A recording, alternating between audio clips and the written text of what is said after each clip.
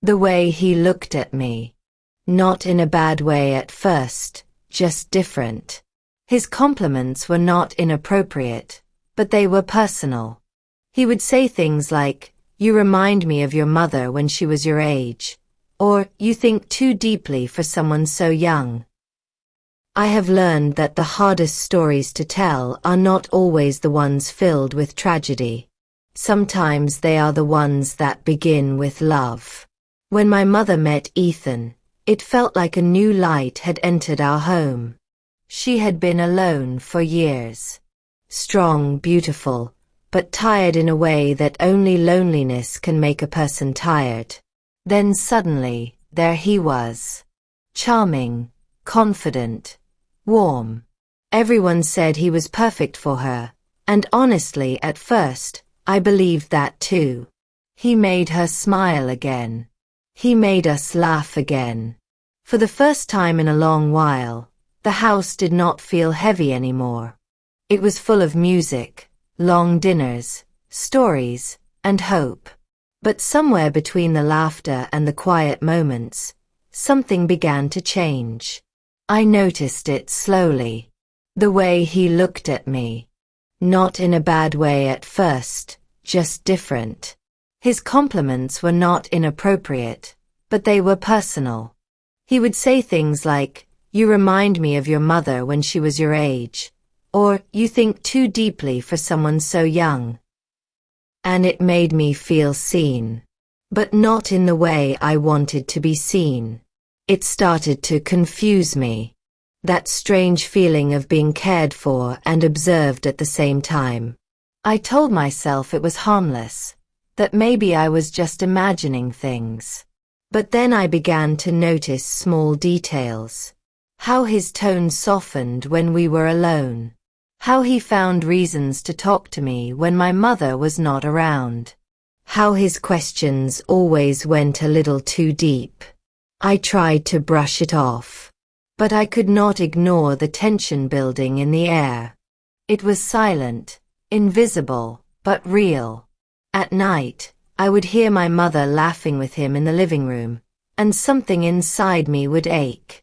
I did not know if it was jealousy, discomfort, or the pain of watching someone else live freely while I carried a kind of unease I could not name. Then came the night that changed everything. It was my mother's birthday. The house was alive. Friends, music, candles flickering against walls that had once held only shadows. But even in that crowded room, I could feel his eyes on me. He did not stare, but he noticed me constantly, like a quiet storm moving beneath the noise. I remember stepping outside to breathe. The night was cool, and the stars looked close enough to touch. I told myself I was being dramatic, that I needed to stop overthinking. And then he followed me. He came out with 2 glasses of wine, his voice calm and casual. "You disappeared," he said. I smiled weakly. "I just needed some air." "You always run when things get loud," he said, looking at me in that way that made me feel both known and exposed. For a moment, neither of us spoke. The silence stretched between us, heavy and confusing. Then he smiled faintly and said, "You are too thoughtful for your age. Do not lose that." And just like that, he turned around and went back inside. I stood there frozen, my heart racing and my throat dry.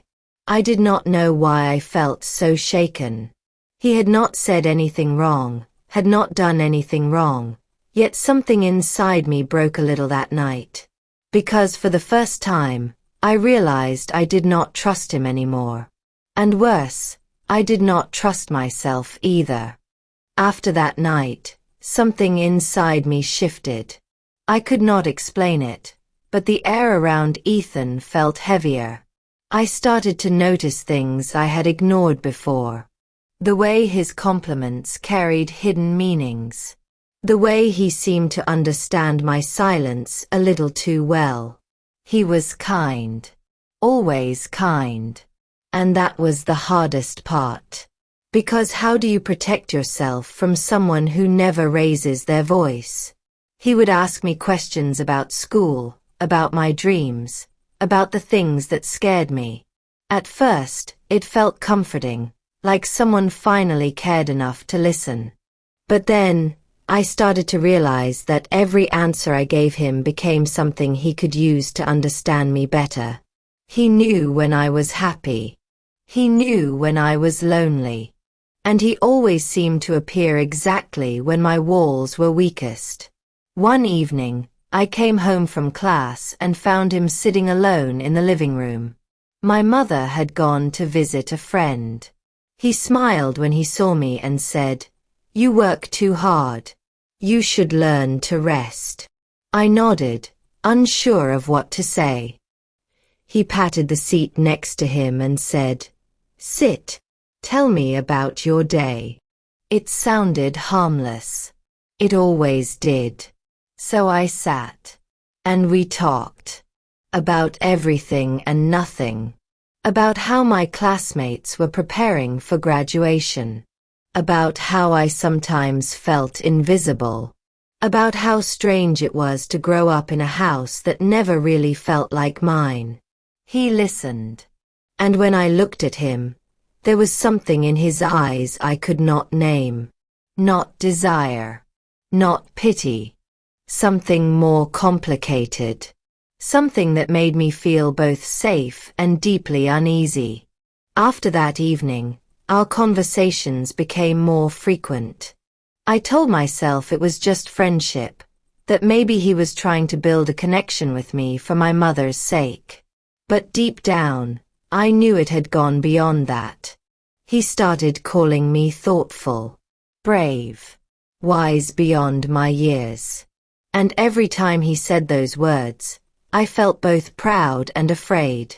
Because the more he noticed me, the more I lost sight of who I was.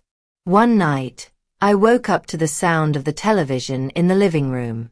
It was past midnight. I got up, walked quietly down the hall, and found him sitting there in the dim light, watching an old movie.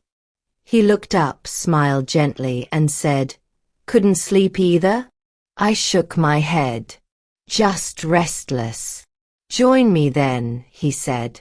So I sat. We watched the movie in silence, but it wasn't really silence. There was an energy between us that felt like static electricity, quiet but alive. At one point, he said softly, "You remind me of someone I used to know. Someone who always carried too much inside." I turned to him and asked, "What happened to her?" He looked at me for a long moment before answering. "She learned to hide it. Until she forgot who she was." I remember feeling a tear slide down my cheek.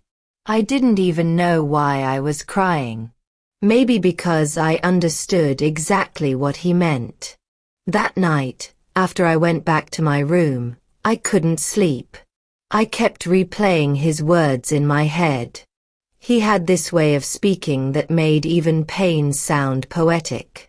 And that scared me, because I was beginning to depend on it. Depend on him. Weeks passed, and I noticed that my mother had no idea how close we had become. Or maybe she did not want to see it. She was always busy, always distracted.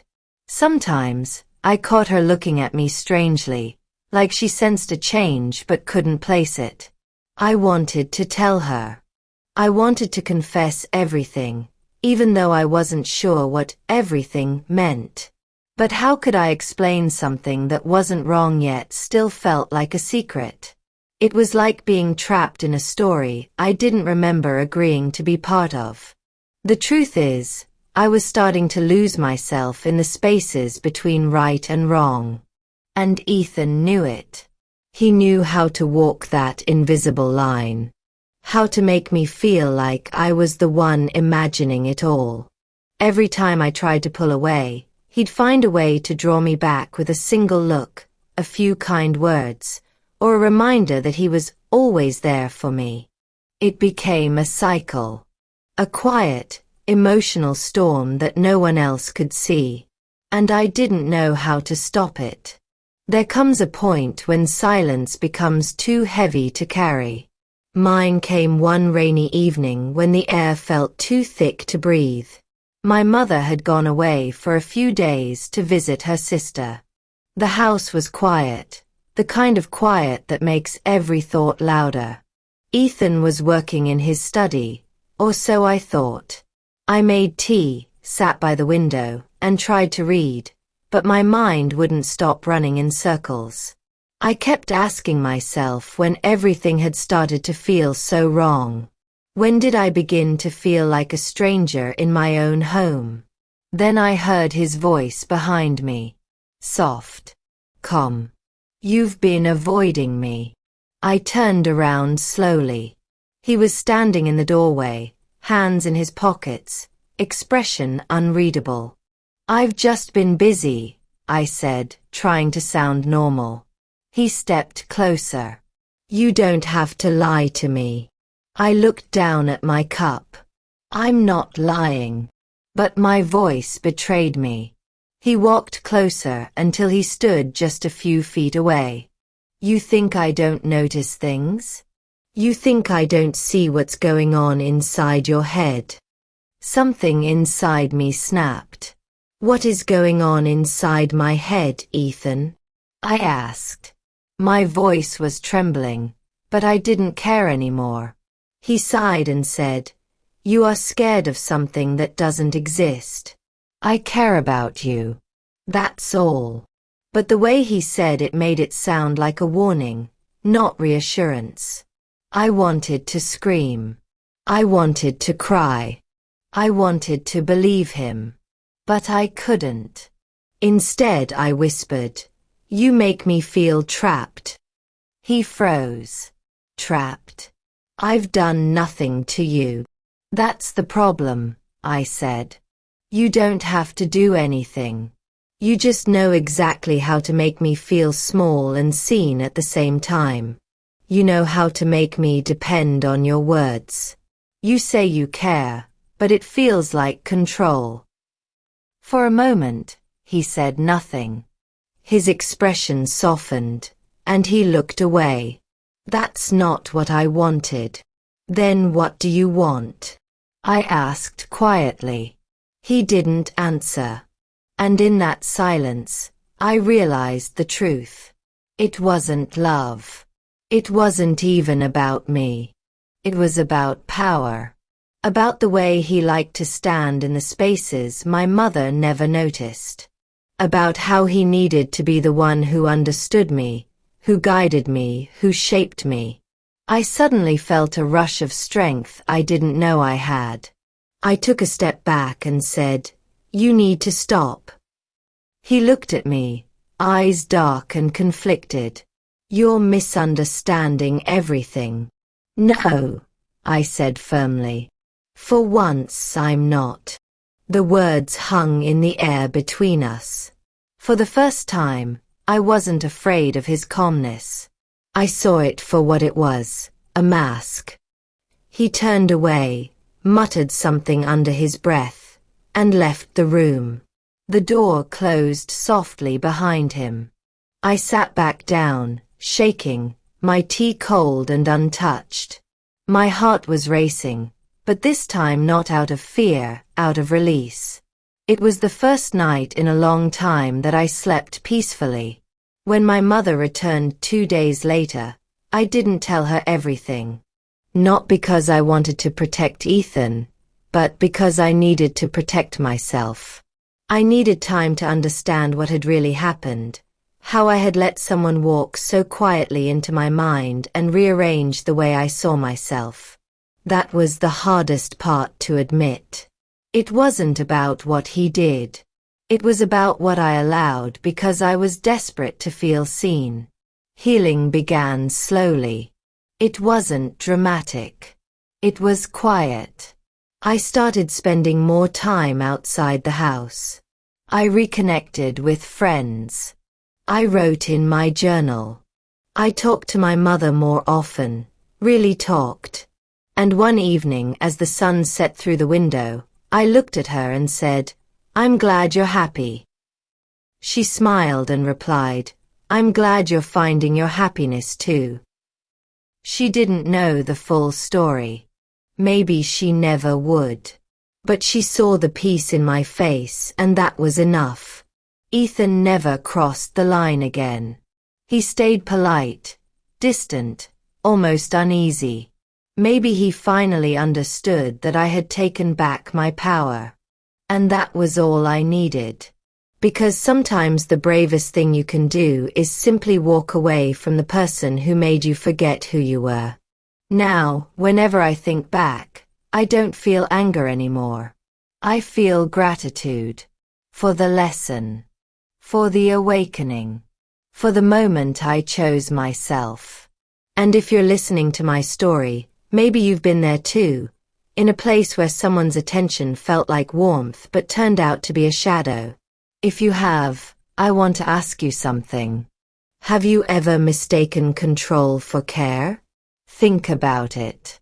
And if my story made you reflect or feel something real, please don't forget to like this video, turn on notifications so you don't miss our daily uploads, share it with someone who enjoys stories like this one, and subscribe for more real stories from Moonlight and Roses.